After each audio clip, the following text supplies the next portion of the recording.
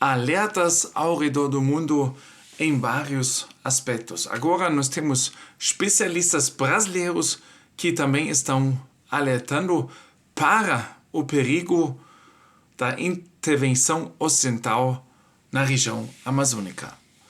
E isso mostra também claramente que existem certos grupos que não têm medo de tirar a soberanidade de outros países.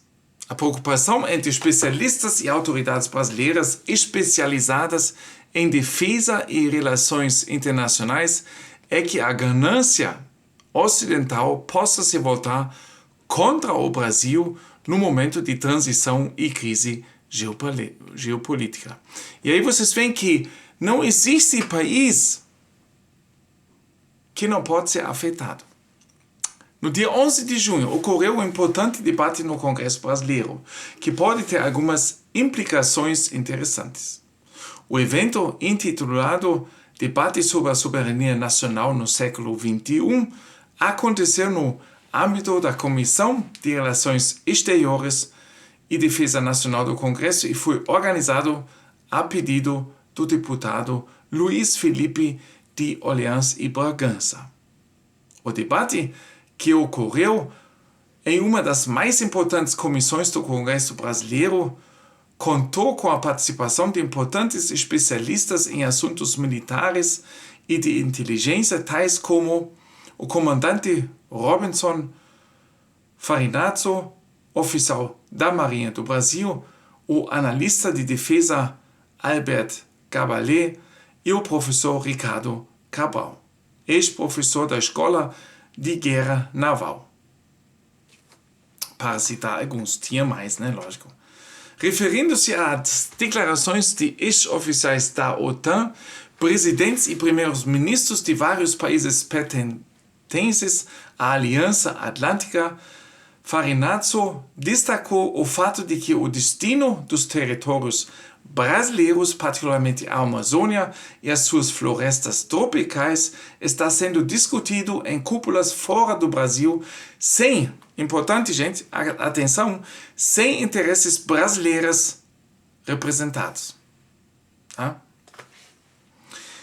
A título de exemplo, Farinazzo recordou um projeto de resolução de 2021 do Conselho de Segurança das Nações Unidas que visava classificar as questões climáticas gerais como ameaças à segurança que poderiam ser discutidas, monitorizadas e abordadas no âmbito do Conselho de Segurança.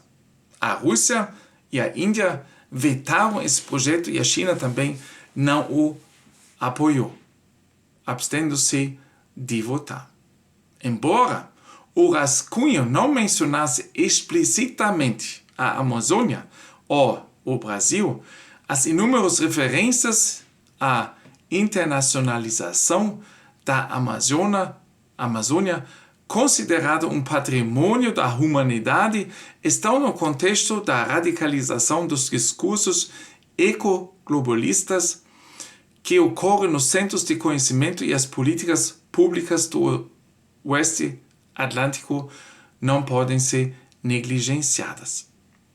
Como disse o advogado Carl Schmitt, aqueles que apelam à humanidade estão tentando enganar.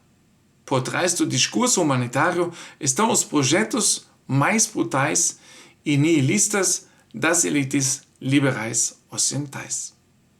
Em agosto de 2019, o cientista político americano Stephen Weld publicou um artigo no Belfer Center for Science and International Affairs, no qual especulava sobre a possibilidade de ações militares legitimadas pelo discurso ambiental para defender a humanidade das ameaças climáticas, gente. Ele especulava sobre a possibilidade de ações militares pelo nosso bem, né, gente? Não esquecem disso. Humanidade e ameaças climáticas, né?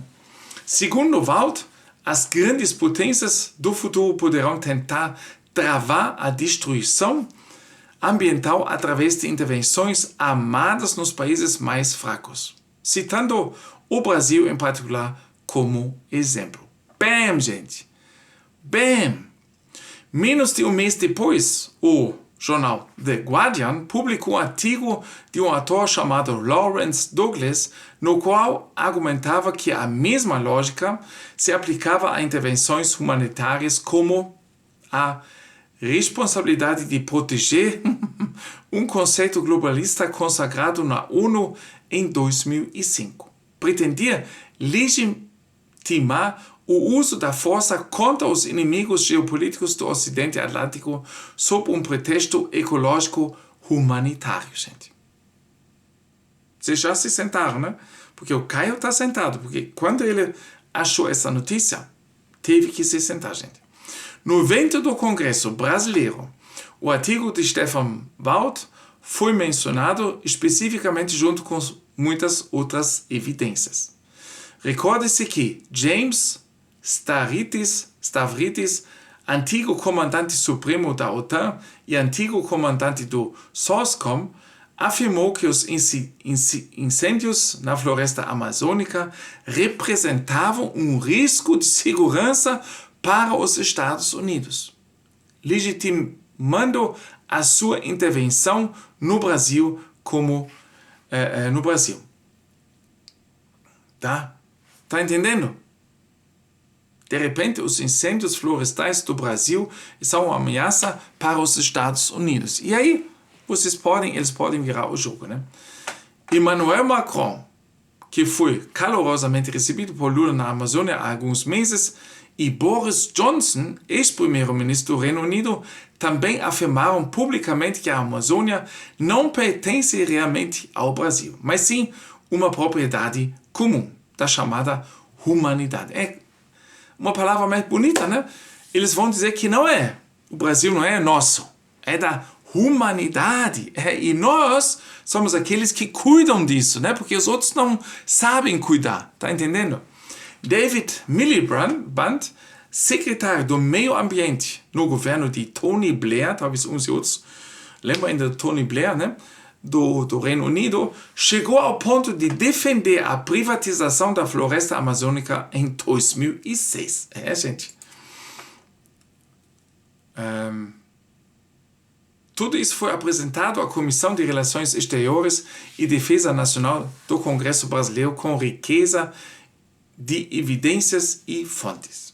Se a questão dos incêndios na Amazônia foi a mais amada contra o Brasil durante o governo Bolsonaro, a questão que provoca reações mais furiosas de ONGs ambientalistas no Brasil, bem como comentários preocupados de burocratas estrangeiros, é a exploração de petróleo na região equatorial marinha, como destacou o professor Ricardo Cabral no Congresso.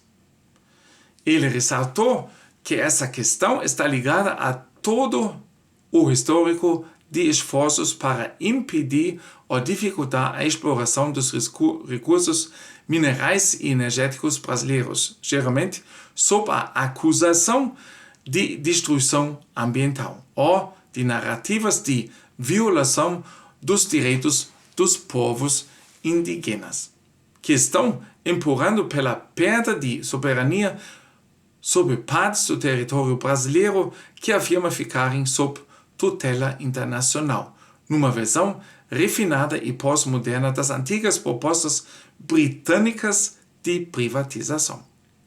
O problema, porém, como observou o analista Albert Cabalé, é que a indústria de defesas do Brasil está em uma crise que já dura vários anos.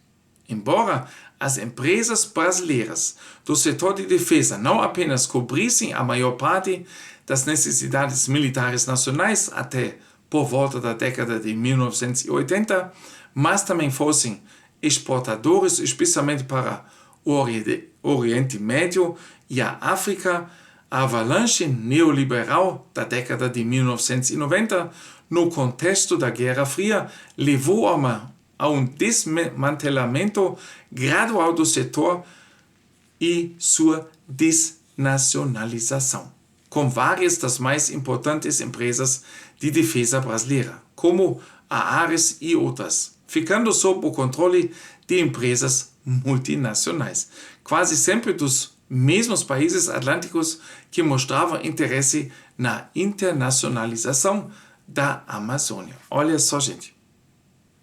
O cenário hipotético discutido no Congresso Brasileiro para a intervenção contra o Brasil, apresentado por Farinazzo, menciona a possibilidade de bloqueio dos principais portos brasileiros por forças navais atlânticas numa espécie de estratégia anaconda, tática que faz parte do manual de Almirante Mahan, o pai da geopolítica americana.